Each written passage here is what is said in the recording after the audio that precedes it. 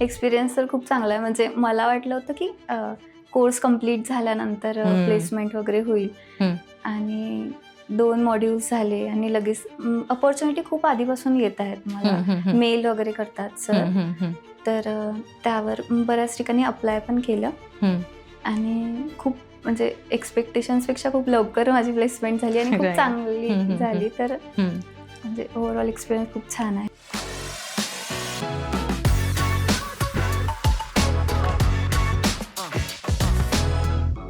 Hi guys, my name is Saili and welcome back to Seven Mentor where dreams comes to reality. And today I am back with another podcast with our lovely student. Her name is Shruti and she's our data science student. So today we are diving deep into her experience of Seven Mentor. So let's meet Shruti.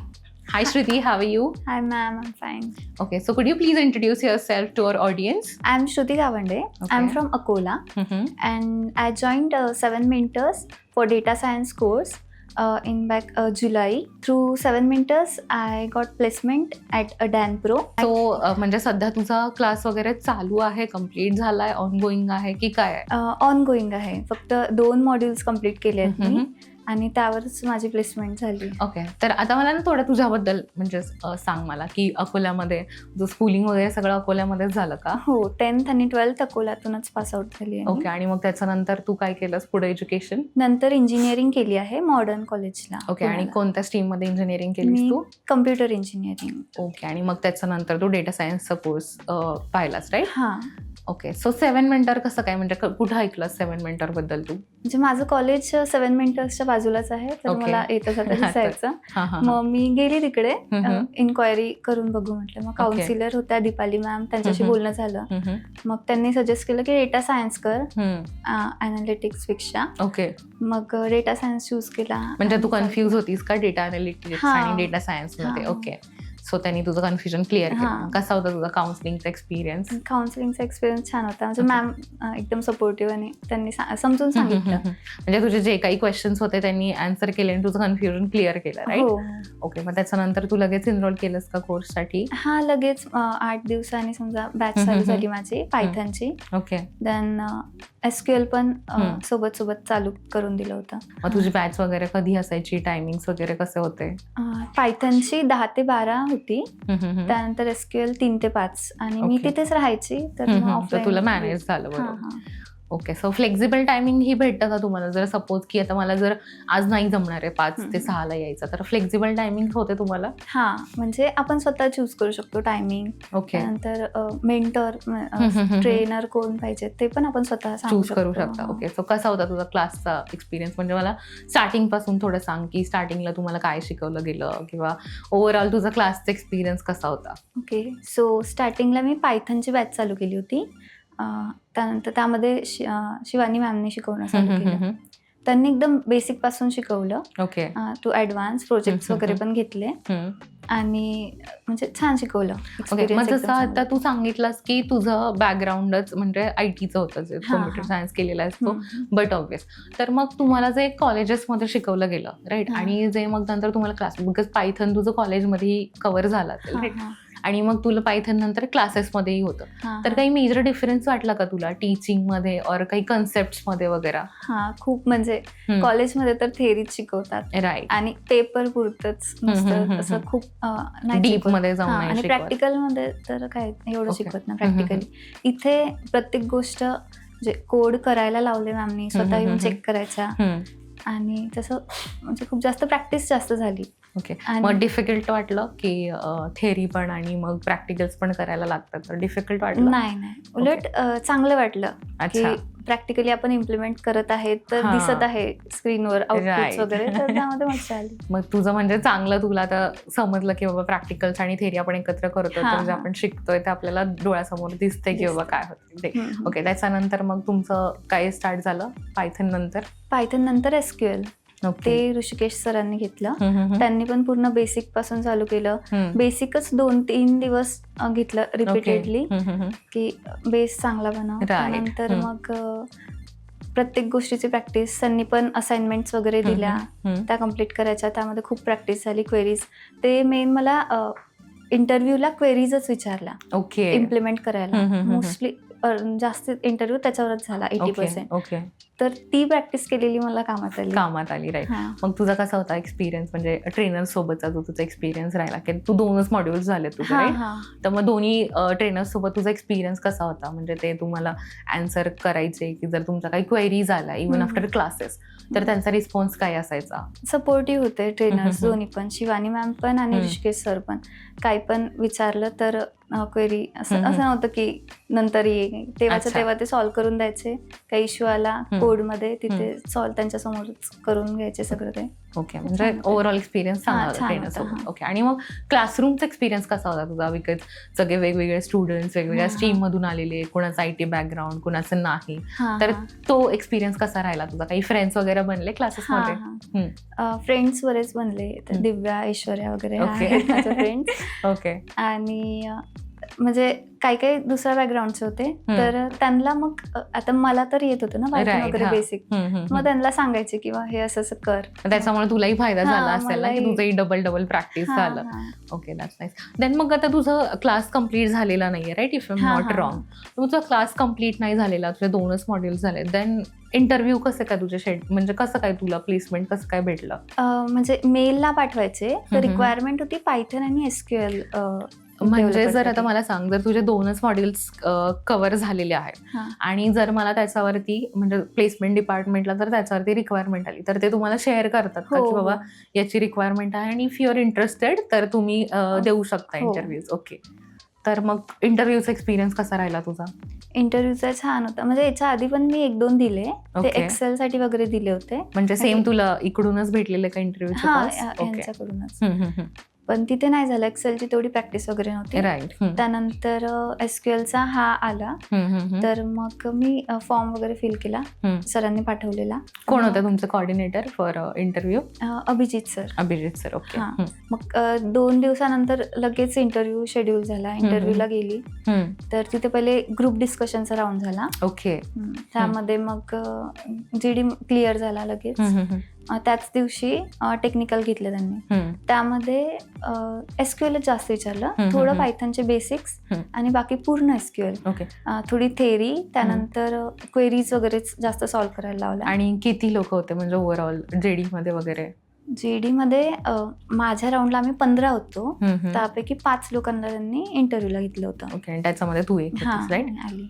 तर मग तुला असं काही जाणवलं का, की जे लोक दुसरे होते, जर 15 लोक होता तुम्ही आणि त्याच्यामधले जर तुम्ही 5च लोक पुढे जाताय, तर तुला असं काय वाटतं की असं काय मेजर डिफरन्स होता की त्यांनी तुम्हाला सिलेक्ट केलं का, तुम्हाला 5 लोकांना सिलेक्ट केलं आणि बाकीच्यांना नाही केलं? त्यांची रिक्वायरमेंट अशी होती की कम्युनिकेशन चांगलं असलं पाहिजे. ओके.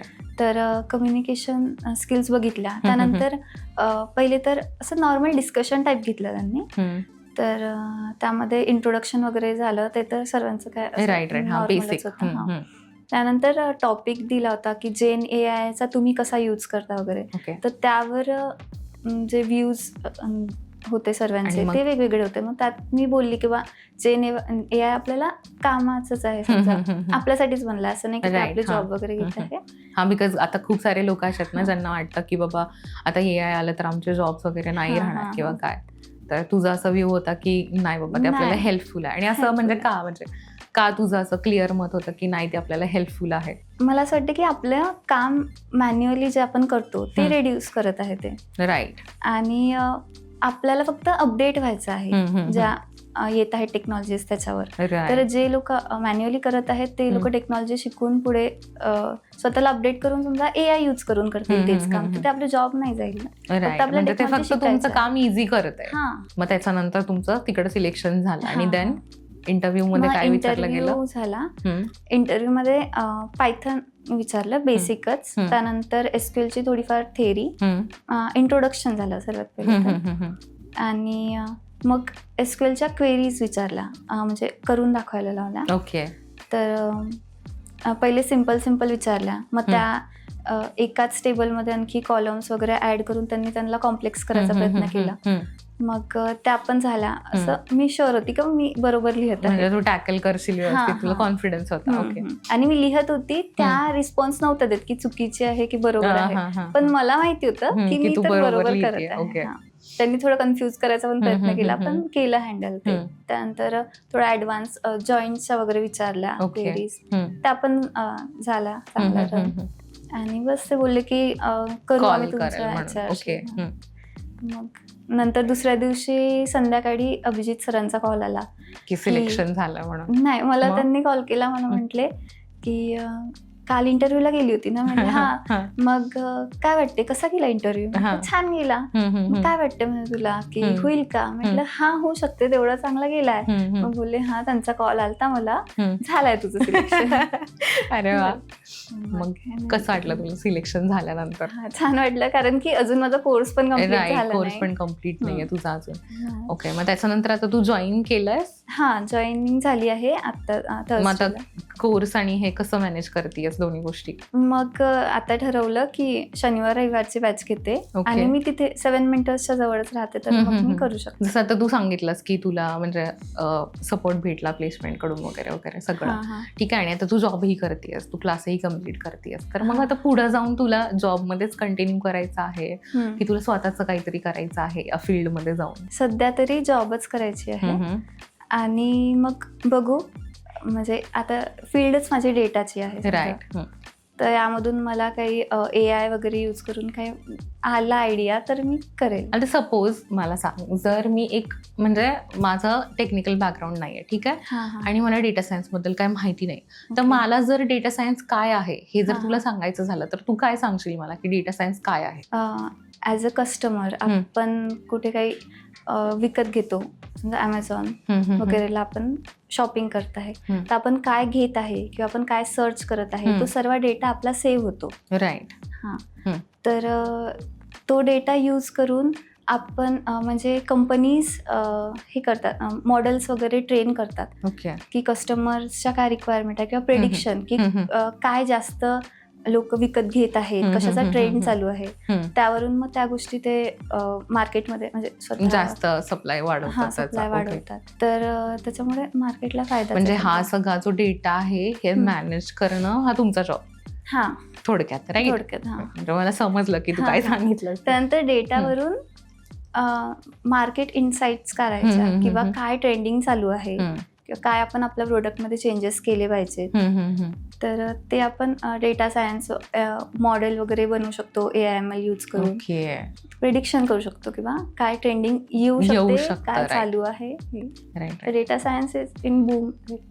तर मला सांग, आता जसं तुम्हाला हे सगळं आता इन्फॉर्मेशन सांगितलंस आणि जसं मी तुला प्रिव्हियस क्वेश्चन विचारलेला की तुला जॉबमध्येच कंटिन्यू करायचं आहे की तुला स्वतःचं काय करायचं आहे, तर ही सगळी जी कन्सेप्ट तू मला आता सांगितलीस त्या कन्सेप्टला घेऊन आणि मग तुझं जे बॅकग्राऊंड आहे त्याला घेऊन डेटा सायन्समध्ये अशा काय पॉसिबिलिटीज आहेत की जिकडे तुम्ही स्वतःचं काहीतरी चालू करू शकता? म्हणजे सपोज कर की तुला जर स्वतःचं काहीतरी स्टार्टअप और समथिंग स्टार्ट करायचं आहे, ठीक आहे, तर मग अशा अपॉर्च्युनिटीज आहेत का की तुम्ही स्वतःचं काही स्टार्ट करू शकता? हो, करू शकतो. म्हणजे आपण AI मॉडेल्स बनवू शकतो, जे की एखादा दवाखाना आहे समजा, त्यासाठी पण आपण मेडिकल असिस्टंटचा AI बेस्ड मॉडेल बनवू शकतो, जे की बेसिक लोकांना गोळ्या वगैरे देऊ शकते. म्हणजे ते स्वतः रिकमेंडेशन करू शकते किंवा स्वतः शेड्यूल करू शकते डॉक्टर सोबतचा अपॉइंटमेंट असेल ते.